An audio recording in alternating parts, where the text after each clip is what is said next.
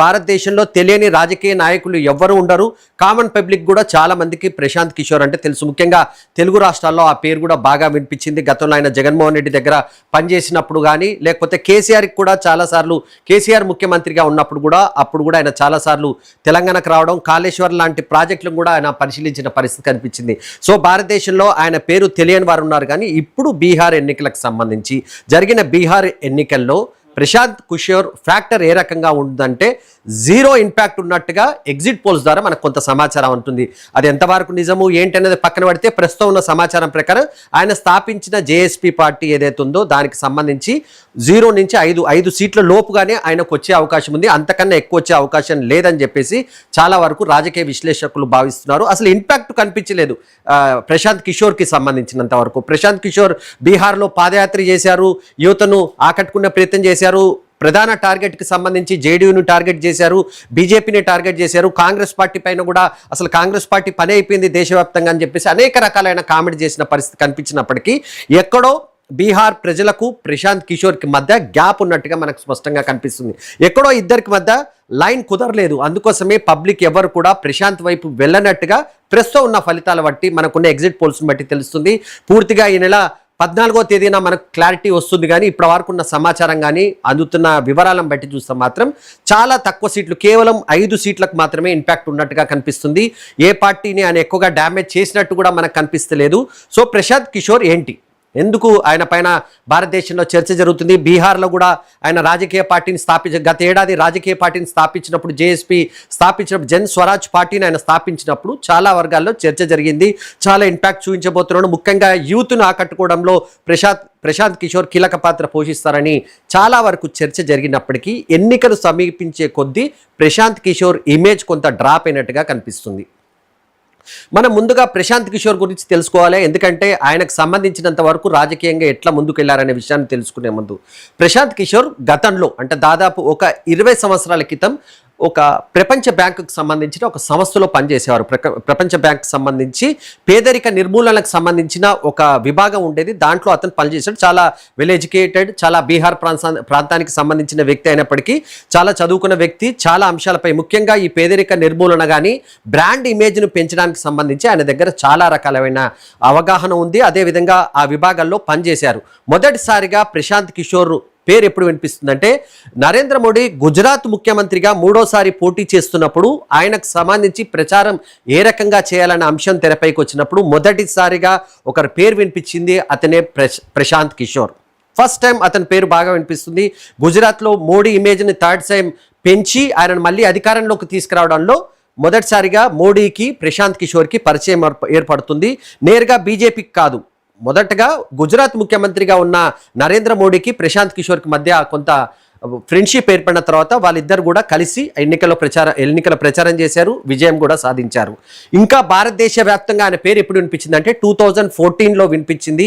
ప్రధానమంత్రిగా first time Narendra Modi పోటీ చేస్తున్నప్పుడు మోడీ ఇమేజ్ ఏ రకంగా ఉండాలి, ఎందుకంటే మోడీకి సంబంధించినంత వరకు పాజిటివ్ అంశాలు ఎన్ని ఉంటాయో కొంత నెగిటివ్ ఫ్యాక్టర్ కూడా కొంత కనిపించింది. కనుక గతంలో ఆయన గుజరాత్ ముఖ్యమంత్రిగా పనిచేసినప్పుడు కానీ ఇతర సందర్భాల్లో యాంటీ ముస్లిం అనే అంశానికి సంబంధించి వీటన్నిటిని దూరం పెట్టి ఒక బ్రాండ్ ఇమేజ్ని క్రియేట్ చేయాలి మోడీకి సంబంధించి అని చెప్పేసి మోడీ నినాదాన్ని బలంగా తీసుకురావడంలో, అప్పుడు ఎలక్షన్లో విజయం సాధించడంలో మొదటిసారిగా కీలక పాత్ర పోషించారు.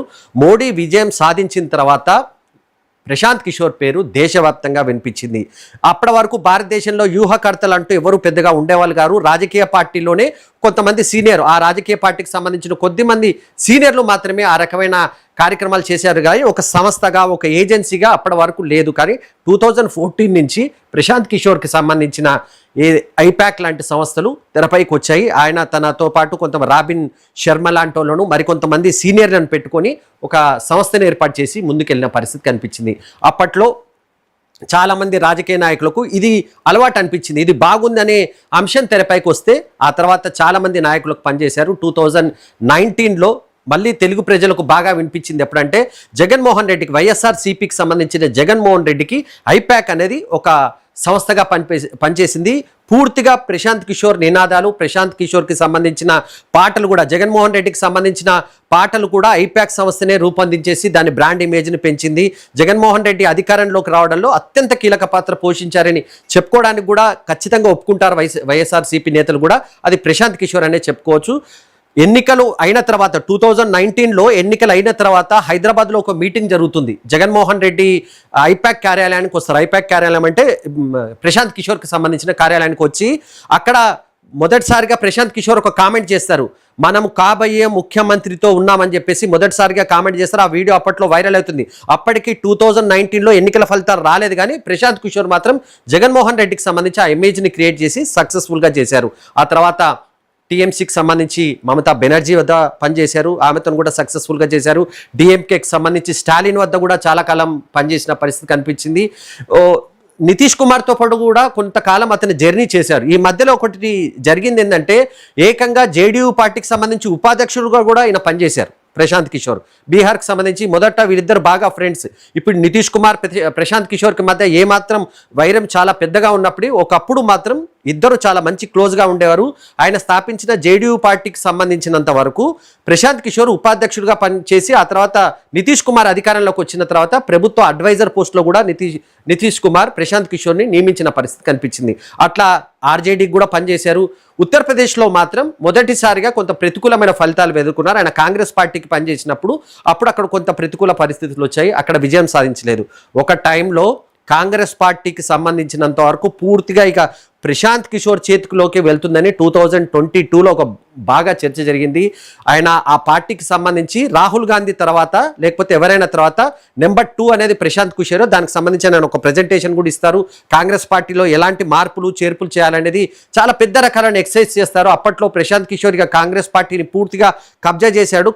ఇక నుంచి ప్రశాంత్ కిషోర్ ఏది చెప్తే అది కాంగ్రెస్ పార్టీ చేస్తుందనే ప్రచారం కూడా బాగా జరిగింది. కానీ చివరి నిమిషంలో కాంగ్రెస్ పార్టీకి సంబంధించిన సీనియర్ నాయకులు ఈ ప్రతిపాదనను తిరస్కరించారు. కాంగ్రెస్ పార్టీలో చాలామంది, అన్ని రాష్ట్రాలకు సంబంధించి చాలామంది సీనియర్ నాయకులు ఉన్నారు. అలాంటప్పుడు కేవలం ప్రశాంత్ కిషోర్ డైరెక్షన్లోనే పార్టీ పనిచేయాలంటే సాధ్యం కాదని చెప్పడంతో ఆ ప్రతిపాదన విరమించారు. ప్రశాంత్ కిషోర్ కూడా అధికారికంగా ట్వీట్ చేశారు ఈ అంశానికి సంబంధించి. నాకు కాంగ్రెస్ పార్టీకి కొంత చర్చలు జరిగిన మాట వాస్తవమే, కానీ ఆ తర్వాత నేను ఆ కాంగ్రెస్ పార్టీకి దూరంగా ఉంటున్నట్టుగా ప్రకటించారు. ఆ తర్వాతనే సొంతంగా ఒక రాజకీయ పార్టీని ఏర్పాటు చేయాలని నిర్ణయించారు. ఎందుకంటే బీహార్ నా సొంత రాష్ట్రం కనుక అక్కడ చాలా వెనుకబడి ఉన్న ప్రాంతము. ఏ రకంగా చూసినా విద్య, ఉపాధి అవకాశాలకు సంబంధించి చాలా రకాలైన సమస్యలు ఉన్నాయి కనుక వాటన్నిటినీ తాను మంచి చేయడానికి కొంత ప్రయత్నిస్తున్నట్టుగా ఆయన చెప్పే ప్రయత్నం చేశారు. సో దాంతోనే జనస్వరాజ్ పార్టీని ప్రారంభించారు, పాదయాత్ర చేశారు, బీహార్ మొత్తము తిరిగారు. చాలా ప్రాంతాలకు సంబంధించి యూత్ కూడా కొంత అట్రాక్ట్ అయినట్టుగా కనిపించింది ప్రశాంత్ కిషోర్కి సంబంధించినంత వరకు.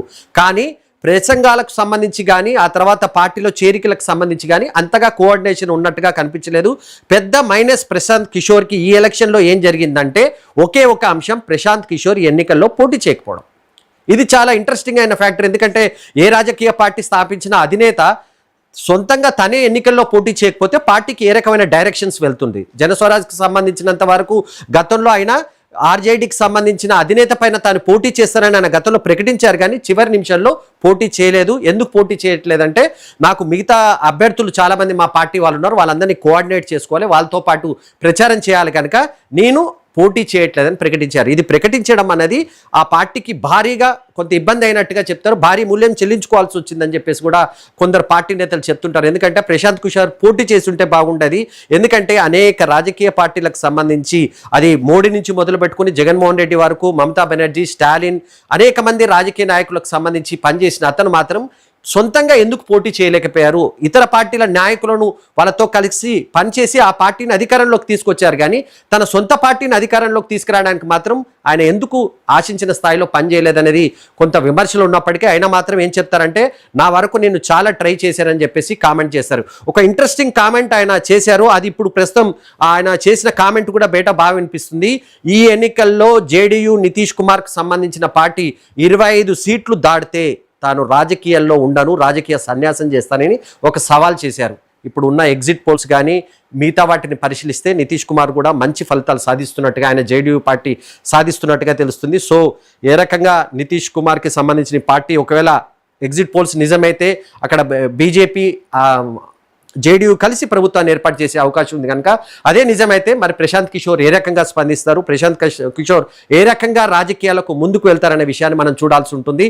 అందుకోసం ఒక కామెంట్ చేశారు, సక్సెస్ఫుల్ వ్యూహకర్త, రాజకీయ పార్టీలకు సంబంధించి పొలిటికల్గా సక్సెస్ఫుల్ వ్యూహకర్త అది ఒప్పుకోవాల్సిందే ఉంటుంది. కానీ ఒక పొలిటికల్ పార్టీ నాయకుడిగా మాత్రం తన సొంత పార్టీకి సంబంధించి ఆయన ఒక ఫెయిల్యూర్ నాయకుడిగా కనిపిస్తాడా అంటే ప్రస్తుతం ఉన్న పరిస్థితులు మాత్రం అదే ఇండికేషన్ చేస్తున్నట్టుగా కనిపిస్తుంది. సో చూడాలి 14వ తేదీన ప్రశాంత్ కిషోర్కి సంబంధించి ఏ రకమైన ప్రకటనలు ఉంటాయి. ఎందుకంటే ఆయన పార్టీ ఏమాత్రం ప్రభావం చూపట్లేదని అంటున్నారు. కనీసం ఎంఐఎం పార్టీ అన్నా కొంత ప్రభావం చూపుతుంది, కానీ ప్రశాంత్ కిషోర్కి సంబంధించిన జేఎస్పీ పార్టీ మాత్రం ఏమాత్రం ప్రభావం చూపట్లేదనేది ప్రస్తుతం ఉన్న సమాచారం. సో 14వ తేదీన ప్రశాంత్ కిషోర్ ఏది కామెంట్ చేసినా అది ఇంట్రెస్టింగ్గా ఉంటుంది. దేశ ప్రజలు ఆయన కామెంట్ను కూడా ఎదురు చూస్తారు. ఆ తర్వాత ఆయన మళ్ళీ వ్యూహకర్తగా వేరే పార్టీలకు పనిచేస్తారా ఏంటి అనే అంశాలపైన కూడా కొంత క్లారిటీ ఈ నెల 14న వచ్చే అవకాశం ఉంది. సో బీహార్కి సంబంధించినంత వరకు ప్రశాంత్ కిషోర్ ఎపిసోడ్ని మనం ఇప్పటిదాకా చూసాం. ప్రశాంత్ కిషోర్ ఇంపాక్ట్ ఏందని చూసాము. కానీ రెండో దశకు సంబంధించిన పోలింగ్లో జరిగిన తీరును మనం ఒకసారి పరిశీలిస్తే చాలా అంశాలు తెరపైకి వస్తున్నాయి. ఈ ప్రచారానికి సంబంధించినంత వరకు ప్రచారం ఒక ఎత్తు అయితే రెండు దశల్లో పోలింగ్కి సంబంధించి ఇంపాక్ట్ ఉన్న అంశాలు కొన్ని కనిపిస్తున్నాయి. అదేంటనేది నేను మీకు వివరించే ప్రయత్నం చేస్తా. ముఖ్యంగా మహిళా ఓటర్ల గురించి ఇప్పుడు ప్రధానంగా బీహార్లో చర్చ జరుగుతుంది. బీహార్లో ఎక్కడ చూసినా ఏం చర్చ జరుగుతుందంటే మహిళా ఓటర్ల ప్రభావం చాలా ఎక్కువగా ఉంది. ఇది ఏ రకంగా ఉంటుందనేది చూడాల్సి ఉంటుంది. సో మహిళా ఓటర్లకు సంబంధించిన పూర్తి వివరాలు ఏ రకంగా ఇంపాక్ట్ ఉంటుంది అన్ని విషయాలు కూడా మనం తెలుసుకుందాం.